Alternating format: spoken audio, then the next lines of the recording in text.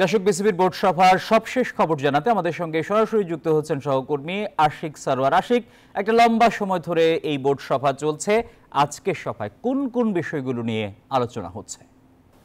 ধন্যবাদ টিপু। যেমনটা বলছিলেন, দুপুর ৩টায় যেই বোর্ড সভা শুরু হয়েছিল সেটি এখনও চলমান। প্রায় ৫ ঘন্টা যাবৎ সেই বোর্ড সভাটি চলছে।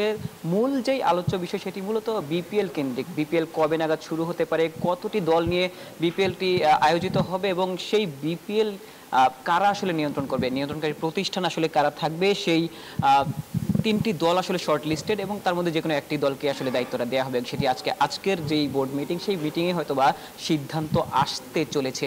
এবং আরও কিছু বিষয় এই বোর্ড সভায় আলোচনার বিষয়বস্তু ছিল। আমরা জানি সিএফও, যেই চিফ ফিনান্সিয়াল অফিসার, বেশ লম্বা সময় ধরে এই পদটির জন্য বিসিবিতে আলোচনা চলছে, তবে কোনো আলোচনাতে আসলে সিদ্ধান্ত আসেনি। আজকের যেই আলোচনা সভা, সেই সভায় যে আসলে এই ব্যাপারে সিদ্ধান্ত আসবে সেটির ব্যাপারে এখনো পর্যন্ত কিন্তু কোনো তথ্য পাওয়া যায়নি।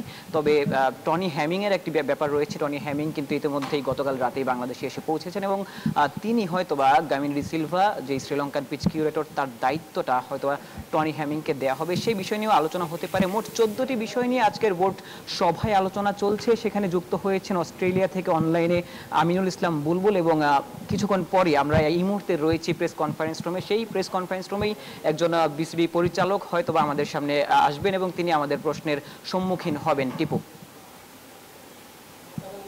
আশিক, আপনাকে ধন্যবাদ।